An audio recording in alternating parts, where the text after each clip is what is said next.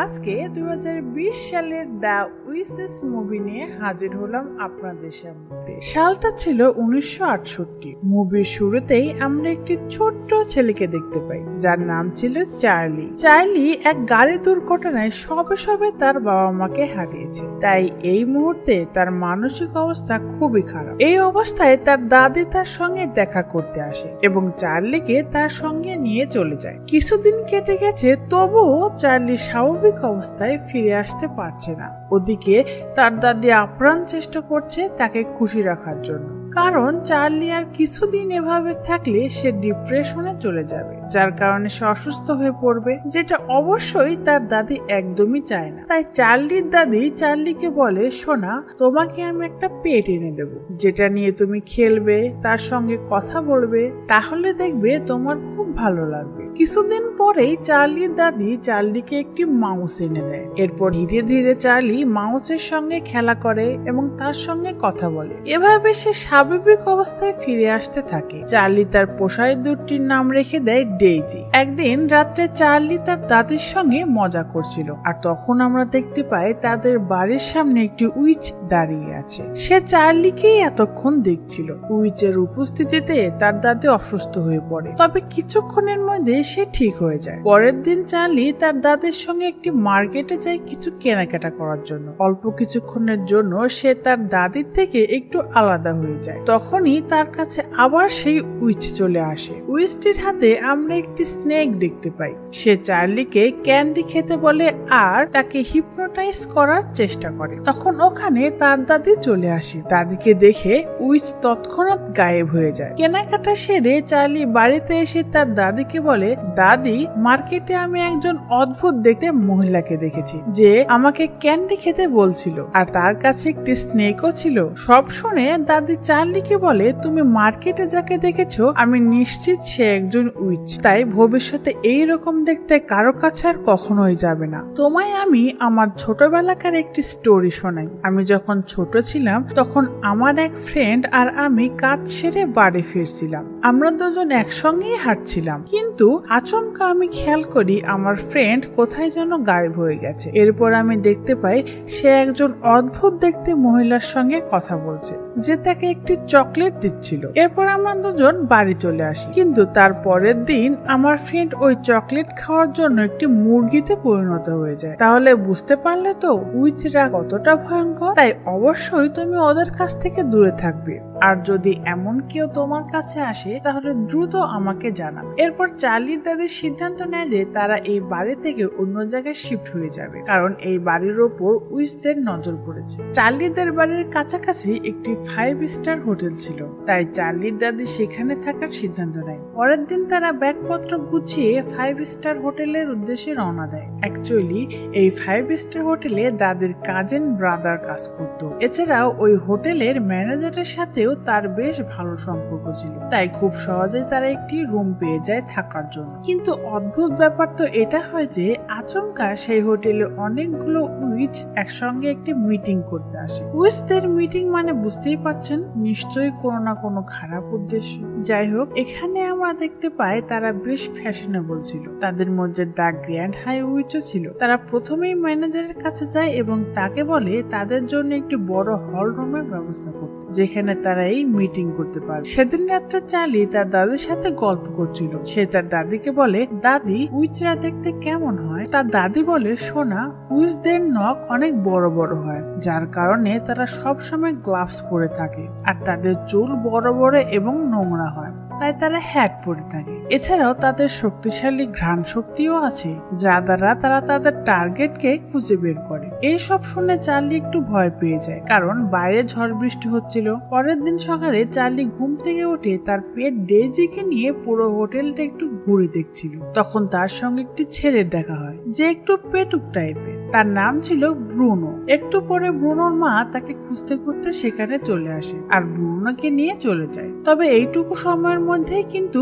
ব্রুনোর সঙ্গে চার্লির ফ্রেন্ডশিপ হয়ে যায়। তো ব্রুনো চলে যাওয়ার পর সে একটি হল রুমে প্রবেশ করে, যে রুমটি উইচরা ঠিক করেছে তাদের মিটিং এর জন্য। কিন্তু চার্লি তো আর সেটা জানে না। ভিতরে ঢুকে সে সবকিছু দেখছিল আর হঠাৎই দরজা খোলার আওয়াজ হয় আর ও পেছনে ঘুরে দেখে ওই রুমে উইচরা চলে এসেছে। তাদের দেখে চার্লি ভয়ে স্টেজের নিচে ঢুকে পড়ে। অ্যাকচুয়ালি উইচরা এই মিটিং রেখেছিল সমস্ত বাচ্চাদের তাদের নিজেদের কবজায় নিয়ে আসার জন্য। এরপর তাদের মিটিং শুরু হয়। মিটিং এ ওদের যে গ্র্যান্ড হাই উইচ ছিল সে তার নিজের আসল চেহারায় চলে আসে, অর্থাৎ একজন ডাইনি দেখতে যেমনটা হয় আর কি। আর বাকিদের তাদের গ্লাভস খুলে ফেলতে বলে। এরপর গ্র্যান্ড হাই উইচ একটি পোষণ বের করে আর সবাইকে দেখিয়ে বলে এই পোষণ একটি ম্যাজিক্যাল ফর্মুলা দিয়ে বানানো, যেটা একবার যদি কোনো বাচ্চাকে খাইয়ে দেওয়া যায় তাহলে সে মাউস হয়ে যাবে। তারা সিদ্ধান্ত নেয় যে এটা খাবারের মধ্যে মিক্স করে সবাইকে খাওয়াবে। এরই মধ্যে গ্র্যান্ড উইচের নাকে গন্ধ আসে, কারণ চার্লি তো এই রুমেই লুকিয়ে আছে, তাই সে তার গন্ধ পাচ্ছে। খুঁজতে খুঁজতে সে চার্লিকে ধরেই ফেলবে। ইতিমধ্যে ব্রুনো ওই রুমে ঢুকে পড়ে আর ব্যাস সবাই মিলে ব্রুনোকে চকলেট খেতে দেয়। আমি আগেই বলেছিলাম ব্রুনো একটু পেটুক টাইপের। চকলেট দেখে সে তো আর লোভ সামলাতে পারছে না, তাই সে গপাগপ চকলেট খেয়ে ফেলে আর সাথে সাথে সে একটি ইঁদুরে পরিণত হয়ে যায়। সব উইচরা ব্রুনোকে মারার চেষ্টা করে আর তখন ডেজি বাইরে বের হয়ে ব্রুনোকে নিয়ে চার্লির কাছে চলে যায়। এইবার গ্র্যান্ড উইচ চার্লিকে দেখতে পায় এবং তাকে টেনে নিয়ে আসে চকলেট খাওয়ানোর জন্য। কিন্তু চার্লি তো কিছুতেই তার মুখ খুঁজছে না, কারণ সে তো জানে যদি সে চকলেট খায় তাহলে সেও ইঁদুরে পরিণত হয়ে যায়। তাই গ্র্যান্ড উইচ তার কানের মধ্যে সেই পোষণ ঢুকিয়ে দেয়, যার কারণে চার্লিও ইঁদুর হয়ে যায়। এরপর ওরা তিনজন দৌড়ে আবার ভেন্টিলেটরের মধ্যে ঢুকে পড়ে। ওরা তিনজনই ইঁদুর হয়ে যাওয়ায় তারা তাদের নিজেদের মধ্যে এবার কথা বলতে পারছিল। এখানে আমরা জানতে পারি যে ডেইজিও এক সময় মানুষ ছিল, কিন্তু এই উইচরাই তাকে ইঁদুর বানিয়ে দিয়েছে। এরপর ওরা তিনজন দ্রুত চার্লির দাদির কাছে যায় এবং চার্লি তার দাদিকে জানায় যে উইচ তাদের ইঁদুর বানিয়ে দিয়েছে। চার্লির দাদি ওদের এই অবস্থা দেখে সে প্রচন্ড চিন্তিত হয়ে পড়ে আর বলে তোমাদের এইরকম অবস্থা কিভাবে হলো। এরপর চার্লি তার দাদিকে সব কথা বলে যে কিভাবে তারা খাবারের মধ্যে পোষণ মিশিয়ে সবাইকে ইঁদুর বানাতে চাইছে। দাদি বলে এই ব্যাপারটা আমরা পরে ভাববো, কিন্তু তার আগে তোমাদের আবার মানুষ হতে হবে, যার জন্য আমাদের ওই পোষণ দরকার। তাই ওদের কাছ থেকে আমাদের ওটা চুরি করতে হবে। এরপর চার্লির দাদি বুদ্ধি খাটিয়ে সক্সের মধ্যে চার্লিকে ঢুকিয়ে দেয় এবং তাদের টেরেস থেকে নিচের টেরেসে ওকে নামিয়ে দেয়। আসলে গ্র্যান্ড উইচ যে রুমে রয়েছে তার ঠিক উপরে চার্লিদের রুম। এরপর চার্লি নিচে যাওয়ার পর দ্রুত বোতল নিয়ে আবার সক্সের ভেতরে ঢুকে পড়ে। ওখানে আমরা গ্র্যান্ড উইচের পোষা ক্যাটকে দেখতে পাই। চার্লির দাদি সক্স উপরে উঠিয়ে ফেলেছিল, কিন্তু তখনই উইচ ওখানে চলে আসে আর সেটা ধরে ফেলে। চার্লির দাদিকে তখন সে বলে এটা এখানে কিভাবে এলো। দাদি বলে অ্যাকচুয়ালি আমি এখানে এই সক্সটি বুনছিলাম আর হঠাৎ করেই ওটা আমার হাত থেকে নিচে পড়ে গেছে। এরপরেও উইচ সেটা দেখতেই যাবে আর তখন হোটেলের ম্যানেজার সেখানে চলে আসে, যার কারণে সে ওটা ছেড়ে দেয়। এরপর তারা পোষণটি একটি প্লেটে ঢেলে বারবার টেস্ট করতে থাকে, কিন্তু এতে তাদের কোনো লাভ হয় না, কারণ এই ঔষধ শুধুমাত্র মানুষকে অ্যানিমেলে পরিণত করতে পারে, কিন্তু আবার মানুষ রূপান্তর হতে পারে না। তাই এবার চার্লি বুঝে যায় তারা কখনোই আর মানুষ হতে পারবে না।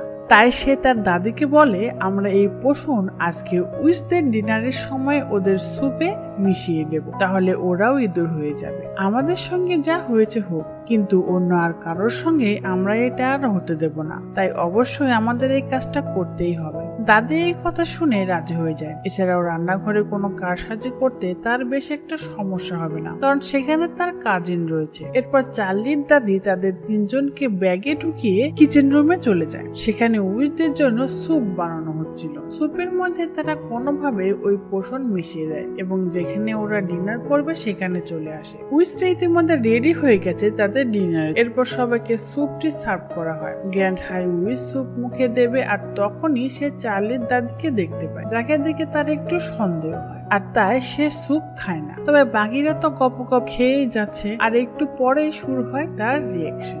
আস্তে আস্তে সব উইচরা ইঁদুর হতে শুরু করেন আর এই দৃশ্যটি বেশ ফানি ছিল। চার্লির দাদি আর চার্লিরা এই কাণ্ড দেখে তারা খুব খুশি হয়। এরপর চার্লির দাদি গ্র্যান্ড উইচের রুমে যায় এটা দেখার জন্য যে সে আরো কোনো পোষণ লুকিয়ে রেখেছে কিনা। কিন্তু তখন উইস তার রুমে চলে আসে, কারণ সবাই স্যুপ খেলেও সে তো আর খায়নি, যার কারণে সে ইঁদুরও হয়নি। চার্লির দাদিকে দেখে সে প্রচন্ড রেগে যায় এবং তাকে মারার চেষ্টা করে। তাই চার্লিরা বুদ্ধি বের করে যে কোনোভাবে একেও এই পোষণ খাওয়াতে হবে। তারা বুদ্ধি করে উইচের পায়ের কাছে একটি ট্র্যাপ রেখে দেয়। উইচ ট্র্যাপে পা দেওয়া মাত্রই সে চিল্লাতে শুরু করে, আর তখন তারা সুযোগ বুঝে তার মুখের ভিতর পোষণ ঢুকিয়ে দেয়। আর তার একটু পরেই সে বিশ্রী ভয়ানক রকমের একটি ইঁদুরে পরিণত হয়ে যায়। তাকে দেখতে খুবই বিশ্রী দেখাচ্ছিল। দাদি তখন ওটাকে খাঁচায় বন্দি করে আর তারই পোষা ক্যাটকে খাঁচার বাইরে রেখে দেয়, যাতে ইঁদুরটি বাইরে এলেই সে তাকে খেয়ে ফেলে। এরপর চার্লির দাদি তাদের তিনজনকে সঙ্গে নিয়ে হোটেল থেকে বেরিয়ে পড়ে।